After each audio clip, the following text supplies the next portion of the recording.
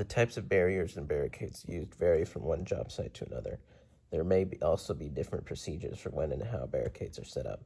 Learn and follow the policies at your job site. Several different types of guards are commonly used.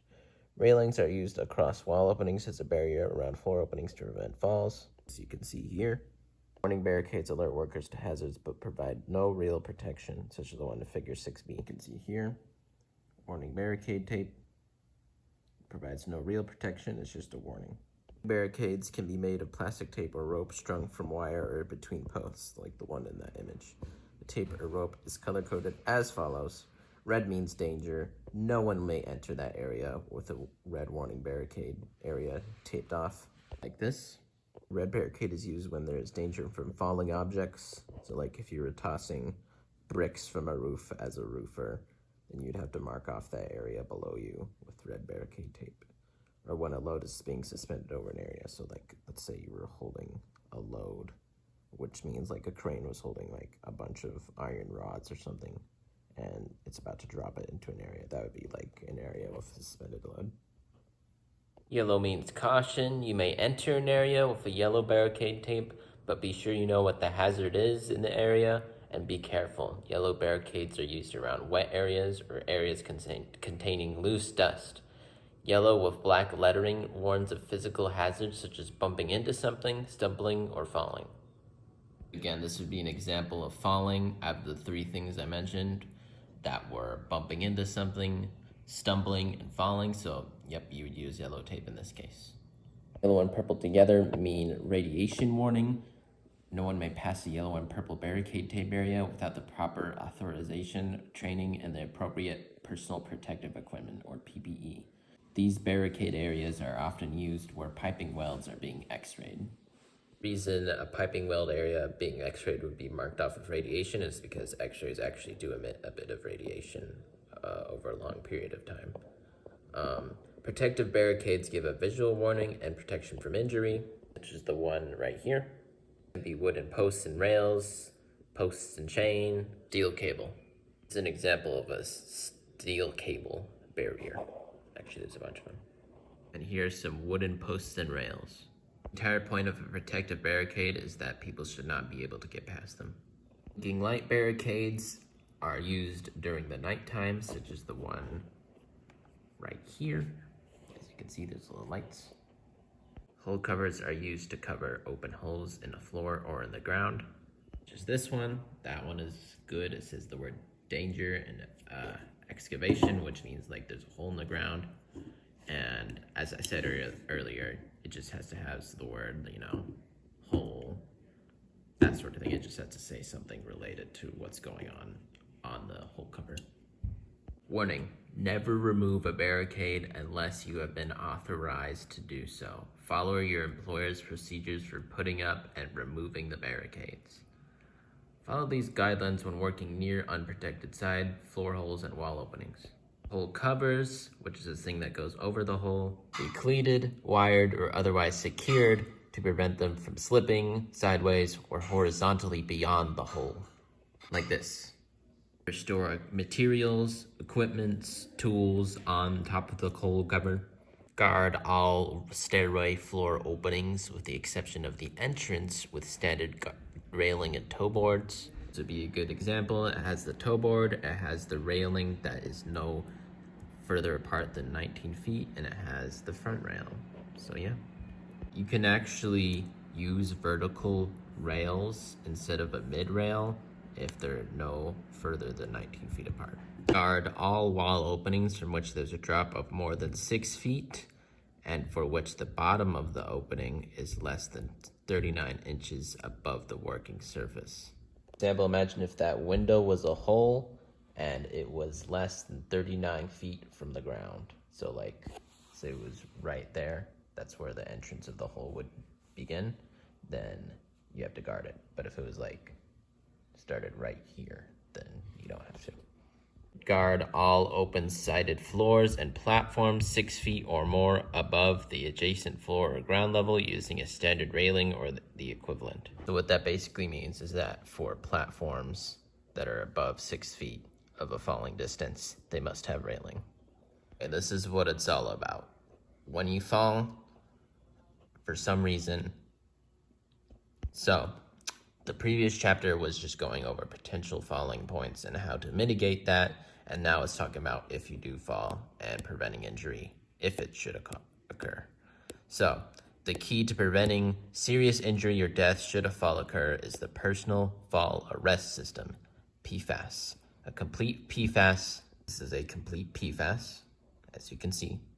It's of anchor points, a body harness, and connecting devices. Anchor points are related to the structure, and the type and availability of anchor points help determine what other equipment should be chosen. The body harness comprises the system of belts, rings, or hooks worn by the worker. Connecting devices and lanyards are used to maintain attachment between anchor points and the PFAS, and includes lanyards and various pieces of hardware. This would be an example of a lanyard, and what the lanyard does is that it prevents you from getting hurt when you fall. A shock-absorbing lanyard is specifically for falling. There's different types of lanyards. A stiff one would be just for preventing you from, say you were walking on a roof and it just prevented you from walking to an area. It would just be like a seatbelt, almost like stop it. You can't go past a certain distance. And this one is more like if you fall, we're gonna bounce a little bit so you don't kind of like snap. If you let's say you had a hard lanyard like the roof one and you fell, it would hurt a lot. And for this, it kind of like bounces like a bungee cord. So yeah, there's different type of lanyards, and that's what a lanyard does. Please note that this training alone does not provide any level of certification in the use of fall arrest or fall restraint equipment. Trainees should not assume that this knowledge gained in this module is sufficient to certify them to use fall equipment in the field. 2.2.1 Anchor points. There are both permanent anchor points and temporary reusable anchor points. These are some examples of temporary: B, D, and C. So a beam anchor, a tie-back lanyard, and a concrete anchor would all be temporary. Anchor points must be rated or equal to 5,000 pounds, breaking or tensile strength, or twice the intended load. I've heard that this one isn't very common, but these two in particular are very common. You will see these the most, or so I've been told. Ideally, the fall arrest anchor point will be located directly above the back D-ring. This is the back D-ring. So the book calls the anchor points the little D-ring that's on your back, and also these. So I think they're both called the same thing, but these are also called anchorage, so it can help you distinguish. But anchor points are the D-ring on your back and also these. In order to minimize any swing zone hazards as well as the free fall distance, the maximum free fall distance is 6 feet. I think we mentioned that earlier in some kind of form. And to understand swing zones, picture a tied off worker standing 3 feet away from a point directly under the anchor point. If the worker falls, gravity will cause his body to swing towards the anchor point axis, and momentum will cause the body to swing past that point. If there's a wall or other solid object close by, he may strike it and be injured. Swing zones are minimized when the anchor point is directly above the worker when he falls. Serious injury and damage can occur when a human body strikes an unmovable object while swinging as a pendulum. So like, although the PFAS, the personal fall arrest system, may do its job by preventing the worker from falling a great distance, serious injury or death can still occur by striking an object in the swing zone. Anchor points are often needed to secure the position of the worker, leaving the hands free to accomplish the task. Ideally, workers will select anchor points to maintain a potential fall distance of no more than 2 feet. For example, a worker placing reinforcing bars in a concrete wall form may use 2 short positioning lanyards connected to the hip rings on his harness. The fall protection lanyard would be connected to the rear D-ring. Position connections cannot be considered the primary factor. Positioning anchor points are required to be rated at 3,000 pound strength instead of the 5,000 pound rating for the primary fall arrest. Remember that positioning lanyards connected to D-rings on the harness other than the back or front chest D-ring are fall restraints rather than fall arresting connections. A positioning lanyard does not take the place of fall lanyard or anchor point. So yeah, this is the thing I was saying earlier. It's like kind of a stiff, Well, that's just an example, but this is more like fall prevention than fall arrest. Fall arrest is if you fall, and that would be the shock absorber, bungee kind of stuff. Okay, 2.2 harnesses. Full body harnesses, like the one shown in figure 10. This is figure 10. Available in sizes that are based on the height and weight of the user. The back D-ring is only used to connect the harness to the anchor point for the primary fall arrest purposes unless you are climbing a ladder. Climbing a ladder, the front chest D-ring is the likely choice for connecting the personal fall arrest harness. The D-rings located at the hips are used for positioning and fall restraint only. D-rings mounted to the shoulders are used for rescue situations. This would be an example of a shoulder D-ring. All of them can be used for fall restraint, but the back D-ring is a primary connector for fall arrest. A body harness, example of a body harness, is fit correctly to ensure that it will provide proper protection. Do not place additional holes or openings in harness components under any circumstances. No field modifications to a body harness or lanyard should be attempted. Installation, maintenance, and inspection instructions are provided for every harness. It is the responsibility of the worker to read or understand the details regarding his or her personal equipment. Workers must inspect their body harnesses each day to see that it is in use. You can actually see, usually they have little threads on each of the little connection points of, actually I'll just show you. Like, see this little, like a little, you know what I mean? You want to inspect those. Those just are kind of like the weak points of the personal fall arrest system. So if they seem kind of worn, you definitely want to replace it or fix it. And you want to inspect your personal fall arrest system each time before you use it. Harness straps are generally designed with some stretch to help absorb some of the potential force of the fall. That means good taut insulation on the body is essential so that the worker cannot fall out of the harness in the event of a fall. That means is basically you gotta secure yourself so it's not loose. You can't put, like, if you put a fist in between your little thing and you could like move it, then it's too loose. Figure 11 shows the proper procedure for donning a common body full body harness. So first, hold the harnesses by the back ring, shake harnesses to allow all straps to fall in place like that. If chest, legs, and or waist straps are buckled, release straps and unbuckle at this time. Slip strings over shoulders so that D-ring is located in middle of back between the shoulder blades. Leg strap between legs and connect to opposite end. Repeat with second leg strapped. If belt is harnessed, connect weight strap after the leg straps. Connect chest strap and position in the mid chest area.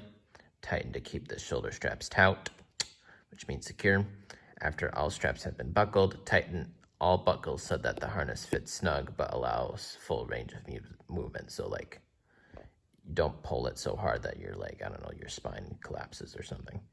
Pass excess strap through loop keepers, which means those things.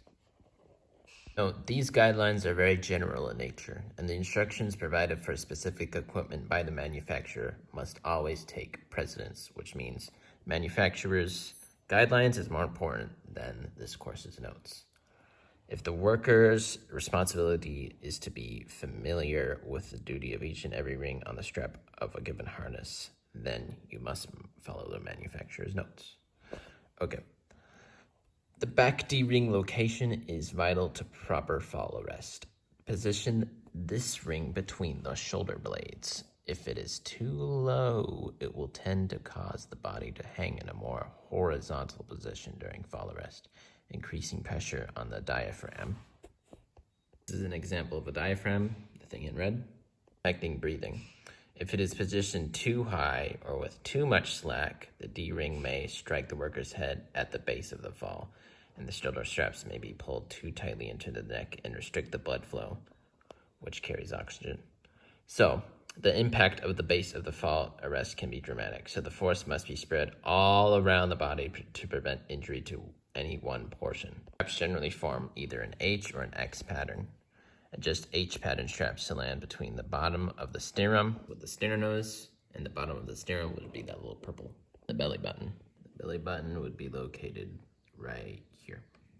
This helps ensure the horizontal portion of the H does not contact the throat during a fall, choking the worker.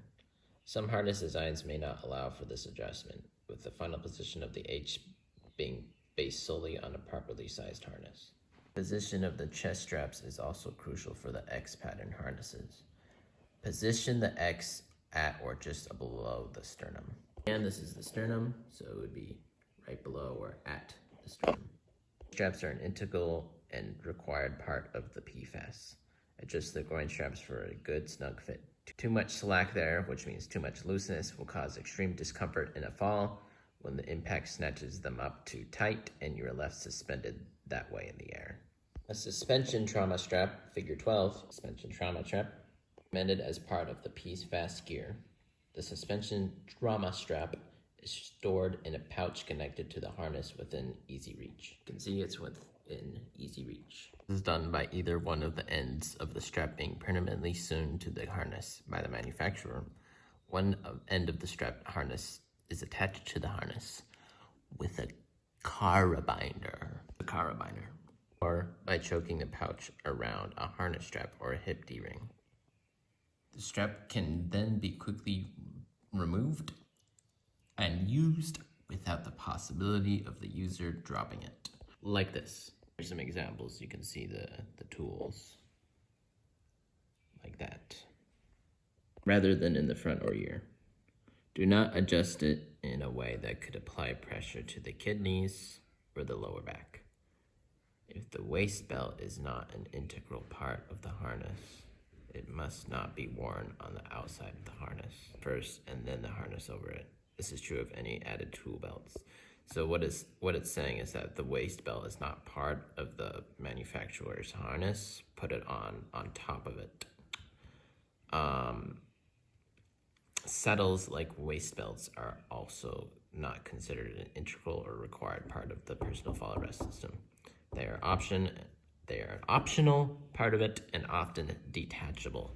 They're generally used by the workers to allow a seated, suspended position when the task may require long periods in the same location.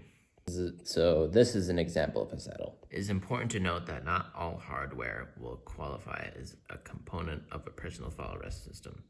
Some hardware is to be only used for attaching tools and equipment to the worker or to structures.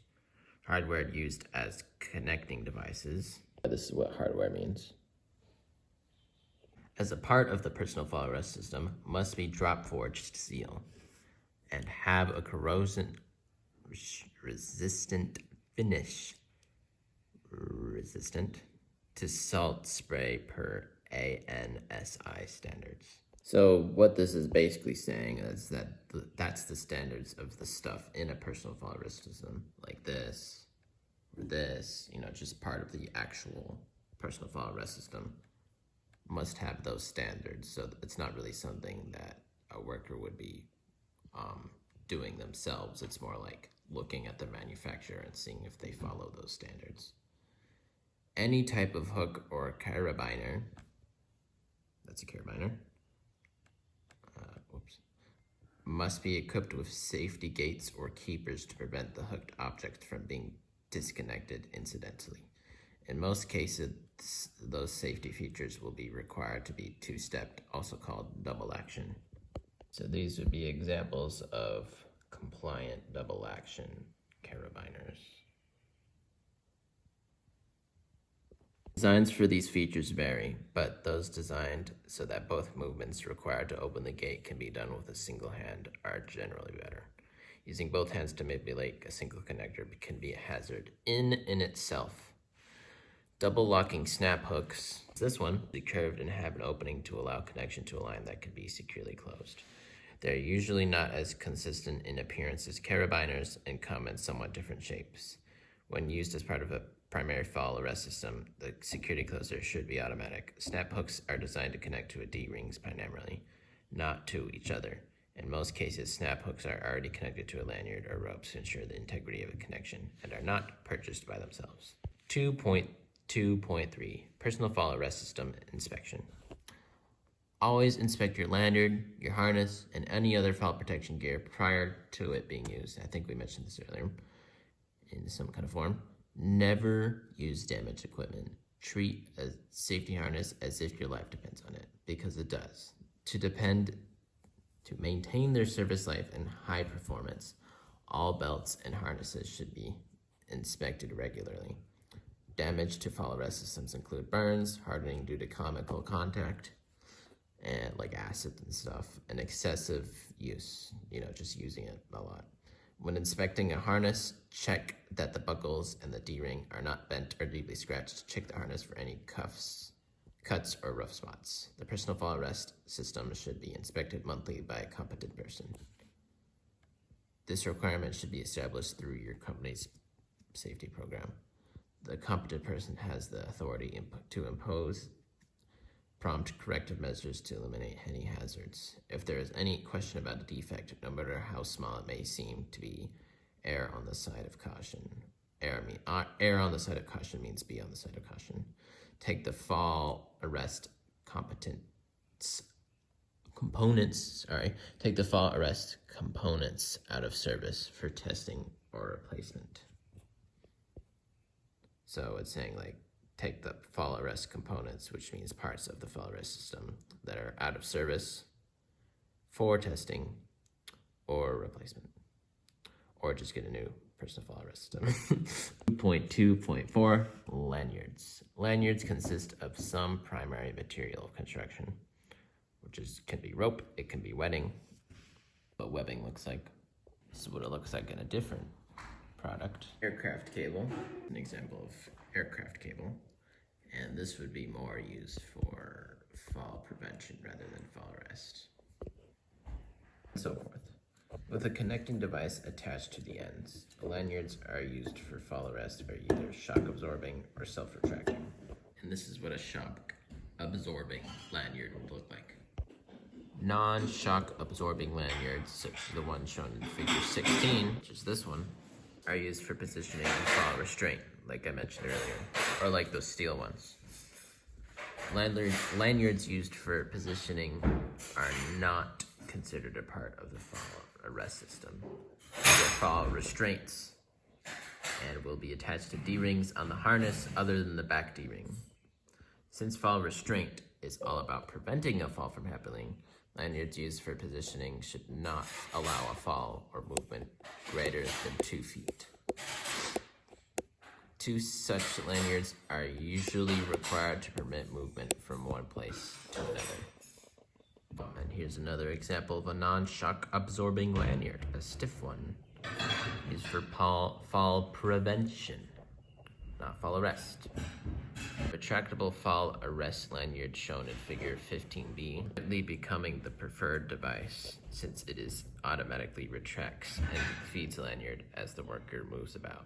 There's never a great deal of slack that can pose a risk in itself. In addition, the potential fall distance is significantly reduced because it limits how far you can go to the edge of a place. Lanyards for fall restraint or arrest must never be field fabricated, which means you can't forge it on the job, and must never be connected together to increase their strength, or I guess at home too. I don't know. Yeah, just don't make it yourself. Depending on the use, padding may be added during fabrication or added in the field to protect against sharp edges. So you can add like a knee patch or something.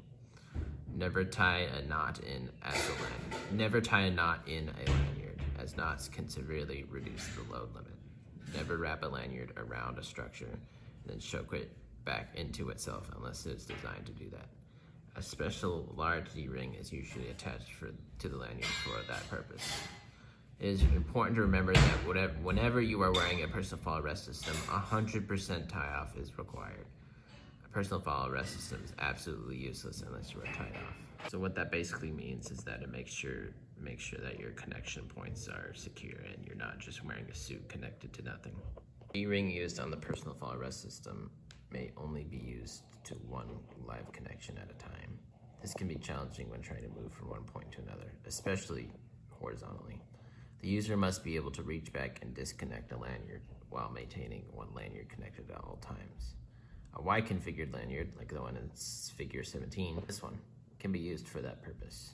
A Y-configured lanyard has a single point of attachment at the D-ring that is used to accommodate two lanyards. They are also referred to as double leg or tie-back lanyards. It's also called a double leg or a tie-back lanyard. Before using a shock-absorbing and self-retracting lanyard, the potential fall distance is determined.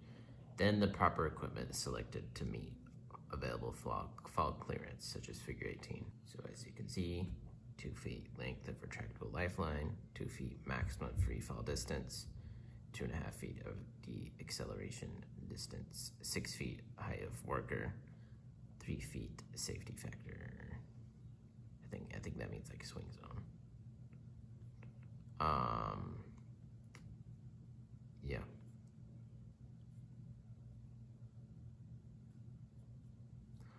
Okay.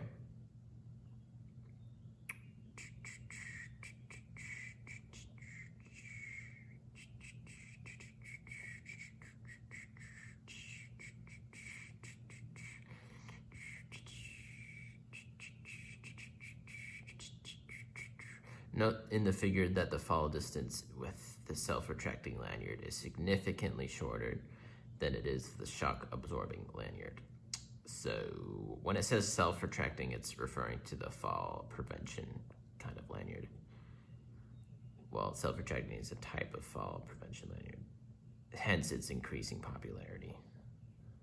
Failure to select proper equipment and calculate fall distance may result in serious personal injury or death. These calculations must be done by experienced and qualified personnel on the job site. If a personal fall risk system is actuated due to a fall, it must be inspected by a competent person before it can be used again. In most cases, replacement will be necessary. 2.2.5 lifelines. A lifeline is a flexible line such as a cable or a rope connected vertically to an anchorage at one end, vertical lifeline, or horizontally to an anchorage at both ends, horizontal lifeline. It serves as a means of connecting other components of a personal fall arrest system to the available anchorage. And you guys remember what anchorage means? It means this is an anchorage. Vertical lifelines are suspended from a fixed anchorage. A fall arrest device such as a rope grab, figure 19, rope grab, or retractable lanyard is attached to the lifeline. A beam grab or a beamer, figure 20, is a beam grab, sometimes used as an anchorage for a lifeline. Vertical lifelines must have a minimum breaking strength of 5,000 pounds. Workers must use separate vertical lifelines. Vertical lifeline must have a termination on the end unless it extends to the ground or to the lower level of the structure. And when it says unless it extends to the ground or to the next lower level of the structure, unless it extends to the ground or to the next lower level of the structure, which basically means is that termination is required unless it's like a fall restraint system. It's more for fall arrest that the termination is required. Okay. Horizontal lifelines, such as the one in figure 21, are connected between two fixed anchorages. A lanyard is attached to the lifeline. Horizontal lifelines must be designed, installed, and used under the supervision of a competent person. The required breaking strength of any horizontal lifeline is determined by the number of workers that will be attached to it. Oh yeah, this is the roofing stuff I was mentioning earlier.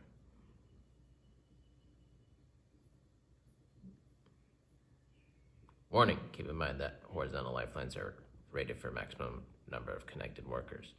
Check with your supervisor or manufacturer before connecting a lifeline that is being used by more than one worker. 2.2.6 guardrails. Guardrails such as the one in figure 22 are a common type of fall prevention. They protect workers by providing a barrier between the work area and the ground or the lower work areas. It may be made of wood, pipe, steel, or wire rope. And what is a wire rope? This is a wire rope. It must be able to support 200 pounds of force applied in any direction to the top rail, 150 pounds for the mid rail. A guardrail must be 42 inches high to the top rail and have a toe board that is a minimum of 4 inches. 10 centimeters high. This helps to prevent the inadvertent loss of tools or materials through the bottom rail. So the toe board kind of protects you from kicking your tools and it falling. The toe board must be securely fastened with not more than 1/4 of an inch clearance above the floor level.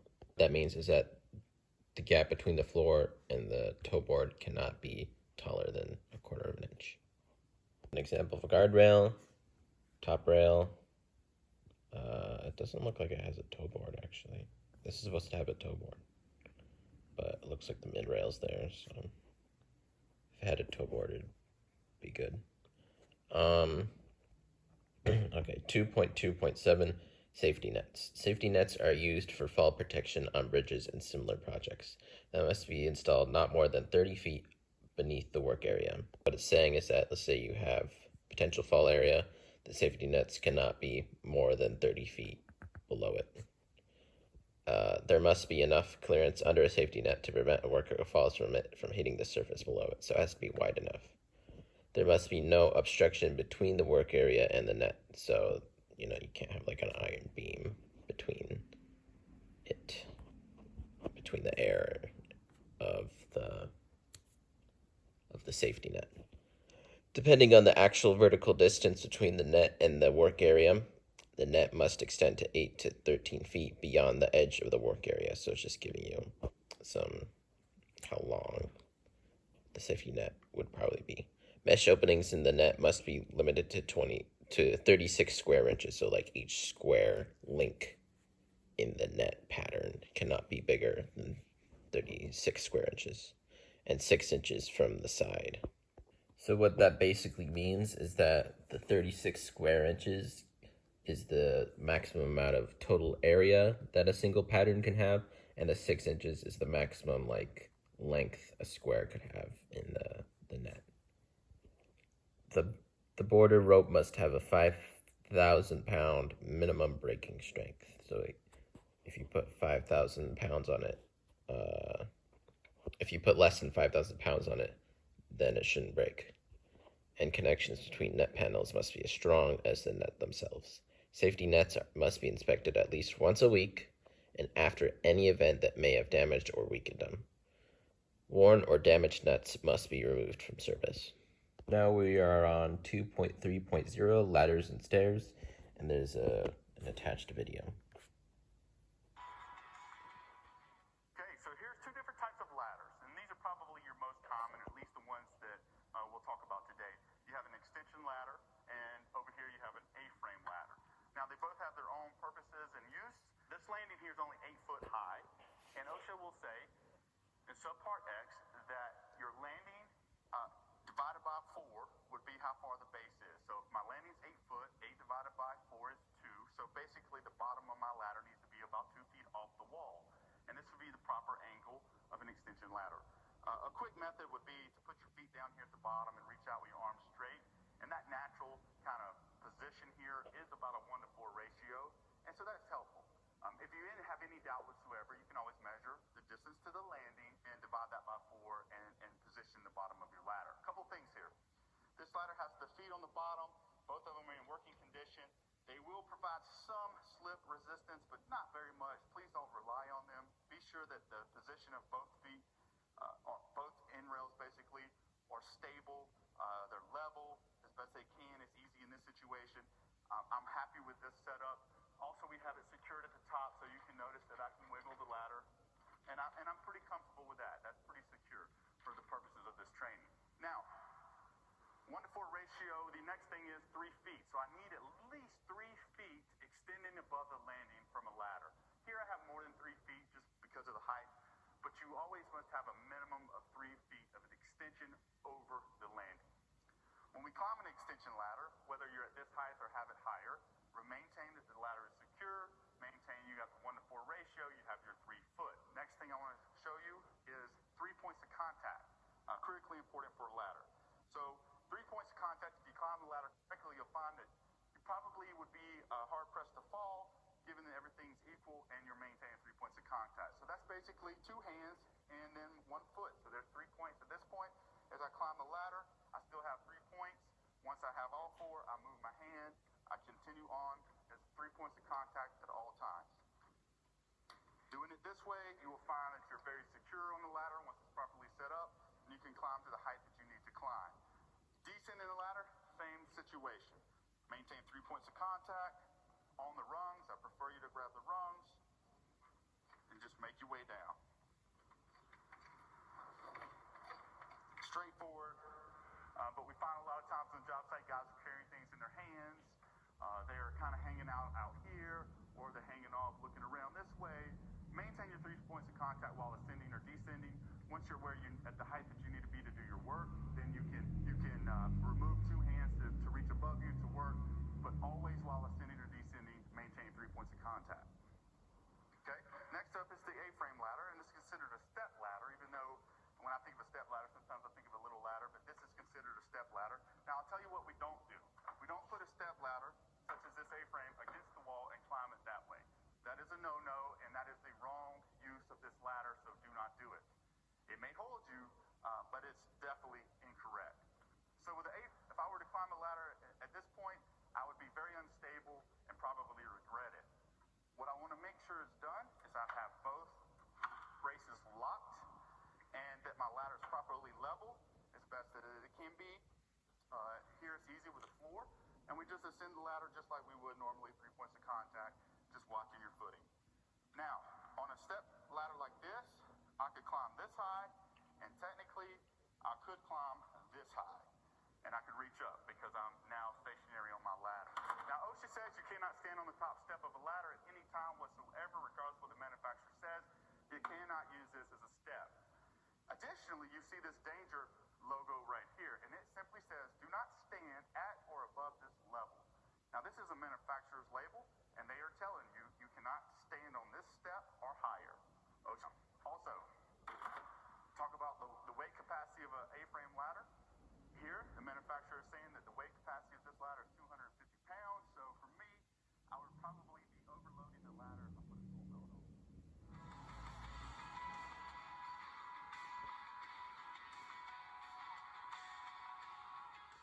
Ladders are used daily to perform work in elevated locations. Any time work is performed above ground level, there is risk of incidents. This risk can be reduced by carefully inspecting ladders before you use them and by using them properly. Overloading can cause ladder failure, which means the ladder could buckle, break, or topple. The maximum intended load is the total weight of all people, equipment, tools, materials, loads that are being on top or carried of the ladder, on the ladder, and other loads that the ladder can hold at any one time. To check the manufacturer's specifications to determine the maximum intended load, so usually like a sticker on the ladder. Ladders are usually given a duty rating that indicates their load capacity, as shown in Table 2. Here's Table 2. Ladders designed for the metric market are not usually direct equivalents to ladders built for the American market. You can see it's different types of ladders for different uses. As an electrician, you'd probably be using the fiberglass ones and not the ones that can conduct electricity, such as metal. Metal conducts electricity, so wooden or fiberglass, probably fiberglass, because it's stronger than wood. Selecting the right ladder for the job at hand is important to complete a job as safely and efficiently as possible. Ladder types include portable straight ladders, extension ladders, and step ladders.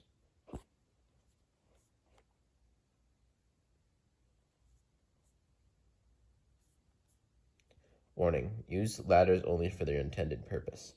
Ladders are not interchangeable, which means interchangeable means you can't just change them at will.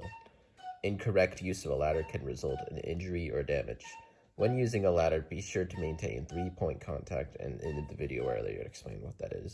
With the ladder while ascending or descending. 3-point contact means that either 2 feet or either 2 feet and 1 hand, or 1 foot and 2 hands are always touching the ladder. Or you could also do 2 feet and 2 hands. So it's like 3-point contact at least, but you can also do 4-point. Oh wait, I skipped ahead.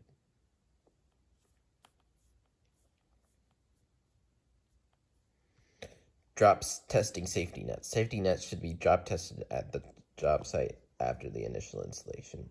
whenever relocated after repair, or at least every 6 months if left in one place. The drop test consists of a 400-pound bag of sand of 29 or 31 inches in diameter that is dropped into the net from at least 42 inches above the highest working surface in which workers are exposed to fall hazards or falling. If the net is still intact after the bag of sand is dropped, it passed the test. 2.3.1 Straight ladders. Straight ladders consist of 2 rails, rungs between the rails, and safety feet on the bottom of the rails. It's figure 24. There you go. So the rungs would be those, the rails would be the side, as you can see. Oh, and there's the safety feet at the bottom. As you can see, the toes are facing towards the wall, the metal toes. Straight ladders are generally made of aluminum, wood, or fiberglass. Metal ladders conduct electricity and should never be used around electrical equipment. Any portable metal ladder must have danger. Do not use around electrical installations. Stenciled on the rails in 2-inch red letters. Ladders made of dry wood or fiberglass, neither of which conduct electricity, should be used around electrical equipment. Check that any ladder, especially a wooden ladder, is completely dry before using it. Even a small amount of water will allow the ladder to conduct electricity. Different types of ladders are intended in specific situations. Aluminum ladders are corrosion resistant and can be used where they might be exposed to the elements. They're also lightweight and can be used where they are often being lifted and moved. Glass ladders are very durable, so they are useful with some amount of rough treatment is unavoidable. Wooden ladders, which are heavier and sturdier than fiberglass or aluminum ladders, can be used where heavy loads must be moved up and down. However, wooden ladders are subject to more rapid deterioration as the wood shells and shrinks, and it can also rot, I think, wood. Both fiberglass and aluminum are easier to clean than wood, although I think you can treat wood to make it not rot, but it does still swell and shrink, which means it kind of bends. Figure 25 shows the safety feet attached to a straight ladder. Yep. Make sure the feet are securely attached and that they are not damaged or worn down. Do not use the ladder if its safety feet are not in good working order. So if these don't work, don't use the ladder. It is very important to place a straight ladder at the proper angle before using it. Ladder placed at an improper angle will be unstable and could cause a fall. Figure 26 shows a properly positioned straight ladder. So this is what a ladder is supposed to be looking like.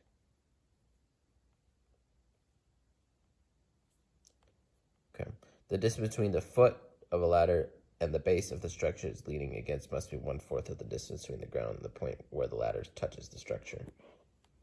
So if, let's say, this ladder is 16 feet tall, the distance between the floor and the base of the ladder has to be 1/4 of it. So this is 4 feet. The height of the ladder is 16 feet.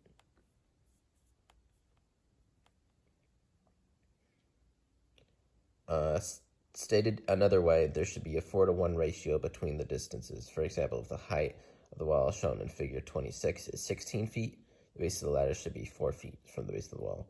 If you are going to step off a ladder onto a platform or a roof, the top ladder should extend at least 3 feet above the point where the ladder touches the platform, roof, side rails, etc. So what that means is if you're positioning a ladder to go on, positioning a ladder and it goes to a roof and you intend to climb on that roof, the top of the ladder should be 3 feet taller than the roof at least. Ladders should be used only on stable and level surfaces unless they are secured at both the bottom and the top to prevent any incidental movement, such as the one in figure 27.